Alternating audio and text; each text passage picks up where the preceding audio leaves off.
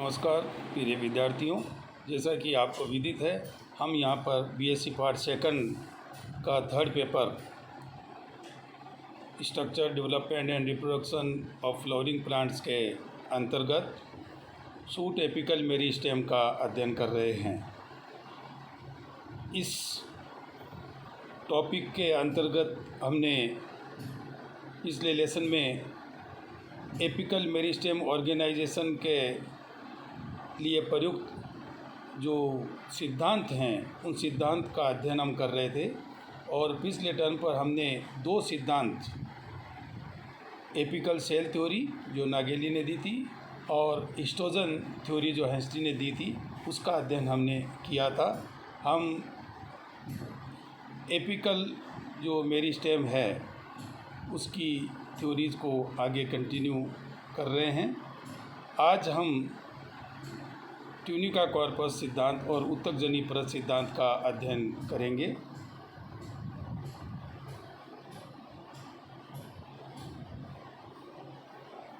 शीर्षस्थ pro संगठन के तहत आज हम दो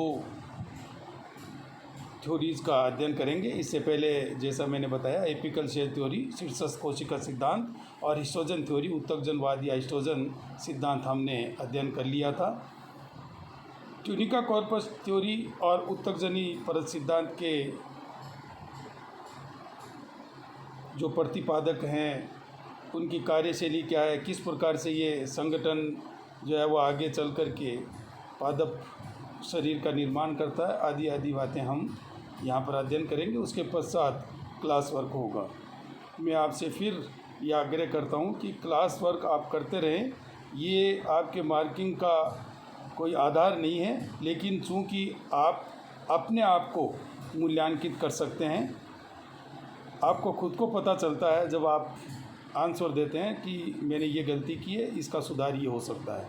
इसलिए मैं आपसे फिर कह रहा हूँ कि जो क्लास वर्क आपको दिया जाए वो घर बैठ कर के करें और हो सके हमें प्रेषित करें, उसका हम मूल्यांकन करें।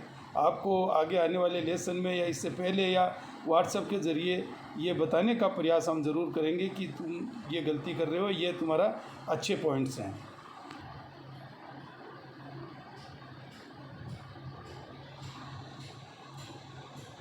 इसके तहत हमने पिछली बार जो है वो 7 प्रकार के सिद्धांत देखे थे। आज हम सबसे पहले ट्यूनिका कॉर्पस थ्योरी आरंभ कर रहे हैं। जैसा कि आप डायग्राम में देख रहे हो, सेकंड जो बी डायग्राम है वह ट्यूनिका कॉर्पस को दर्शाता है। ट्यूनिका कॉर्पस सिद्धांत का हिंदी नाम कंचुकी पिंडवाद सिद्धांत भी है। ये स्मिथ ने 1924 में प्रो शीर्षस्थ वृद्धि क्षेत्रों के लिए प्रस्तुत किया था। विद्यार्थियों, यहाँ पर आपको जो विशेष बातें हैं वो याद रखनी है। हमने ये देखा कि उत्तकजनवाद सिद्धांत प्रो और मूल शीर्षस्थ के लिए दिया गया था, जबकि स्मिथ ने इसे कंचुकी पिंडवाद या ट्यूनिका कॉर्पस सिद्धांत को केवल प्रो शीर्षस्थ वृद्धि क्षेत्रों के लिए प्रस्तुत किया। ये सिद्धांत शीर्षस्थ विभाजनशील कोशिकाओं में होने वाले विभाजन के तल या दशा, प्लेन ऑफ डिवीज़न और द डायरेक्शन ऑफ डिवीज़न पर आधारित है। अर्थात किस प्रकार से आगे कोशिकाएं करती हैं और किस प्लेन में करती हैं, इस पर इसको जो है वो आधारित ये सिद्धांत है।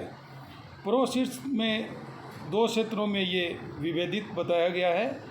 एक क्षेत्र है ट्यूनिका कंचुकी और दूसरा कॉर्पस पिंड, यानी बाहर की तरफ एक आवरण बनाने वाला जो है वो कंचुकी यानी पहनावा, और कॉर्पस जो है वो पिंड यानी केंद्र का मध्य क्षेत्र। ट्यूनिका कॉर्पस सिद्धांत में ट्यूनिका क्या है? प्रो शीर्ष पर एक या बहुपर्तीय बाह्य आवरण है, अर्थात एक कोशिकीय मोटा या बहुकोशिकीय मोटा एक आवरण है जो प्रो शीर्ष पर पाया जाता है। इसकी कोशिकाएं केवल अपनतिक विभाजन द्वारा प्रो शीर्ष का पृष्ठीय विस्तार करती है, यानी ये कोशिकाएं जो कि एक या 2 परतों में शीट्स पर पाई जाती हैं ये केवल अपनतिक विभाजन करती हैं, एंटीक्लिनल डिवीजन करती हैं और प्रोसीड्स का पृष्ठीय विस्तार करती हैं, नंबर ऑफ सेल्स बढ़ाती हैं। ट्यूनिका की सबसे बाहरी परत से अधिचर्म एपिडर्मिस का निर्माण होता है और भीतरी परतों से पर्ण अध्यक और वल्कुटीय ऊतक का निर्माण होता है। तो 2 या 3 कोशिकीय मोटा जब क्षेत्र होता है तो बाहरी सबसे लेयर है वह अधिचर्म का निर्माण करती है और अंदर की 2-3 परतें जो है वो लीफ प्राइमोर्डिया और कॉर्टिकल टिश्यूज का निर्माण करती है। कॉर्पस या पिंड क्या है? ट्यूनिका की कोशिकाओं से ये बड़ी कोशिकाएं, ट्यूनिका परतों से ढका हुआ ये केंद्रीय भाग होता है। इसकी कोशिकाएं विभिन्न तलों में विभाजित होकर कोशिका सहनती का आयतन में वृद्धि करती है। ट्यूनिका व कार्पस अधिकांश पादपों में स्पष्ट विभेदित होते हैं।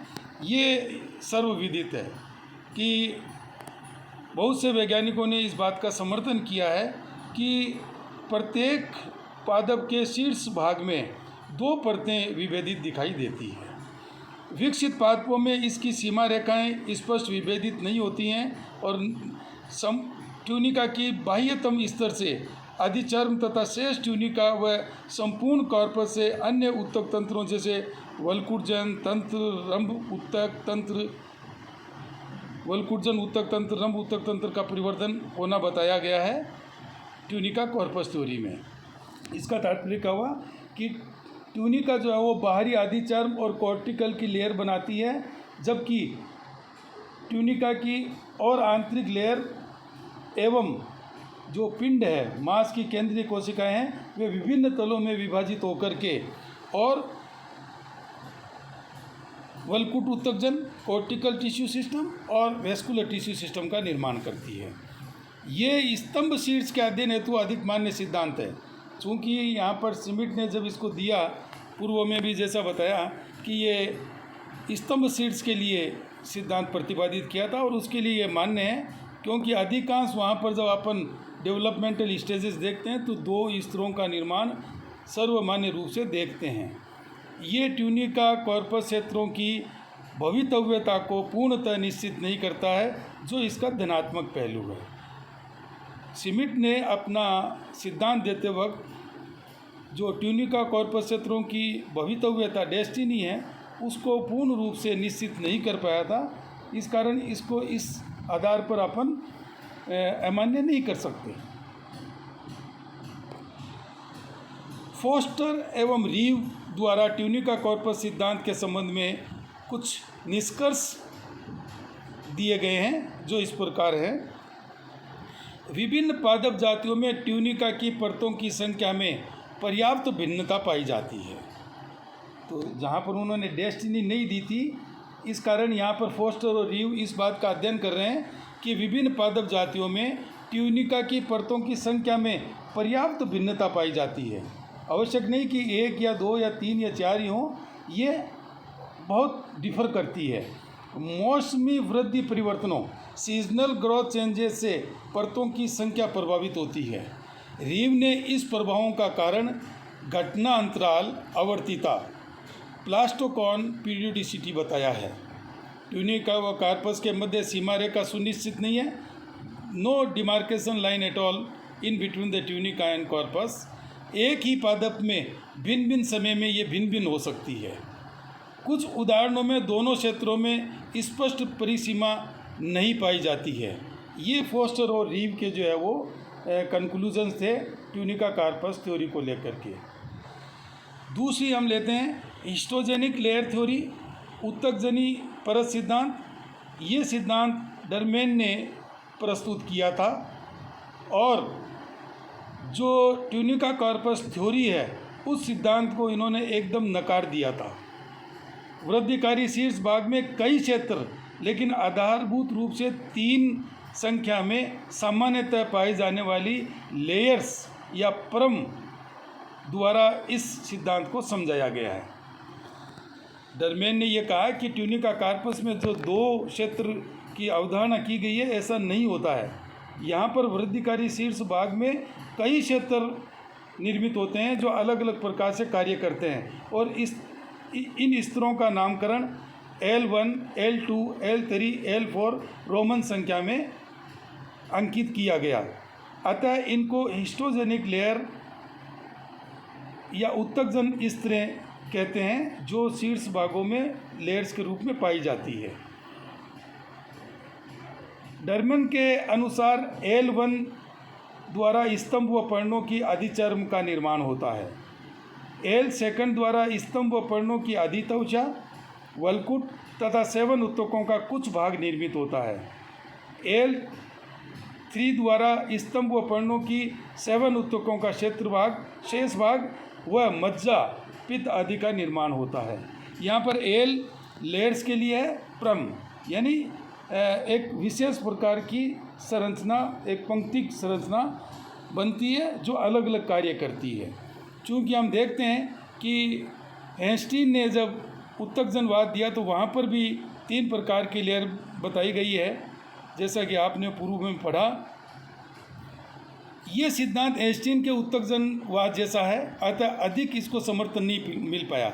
यहाँ पर कई वैज्ञानिक इस बात को इंगित करते हैं कि L1, L2, L3 डर्मेटोजन, प्लीरोम, पेरिबलम का ही रोमन नाम रख दिया गया है।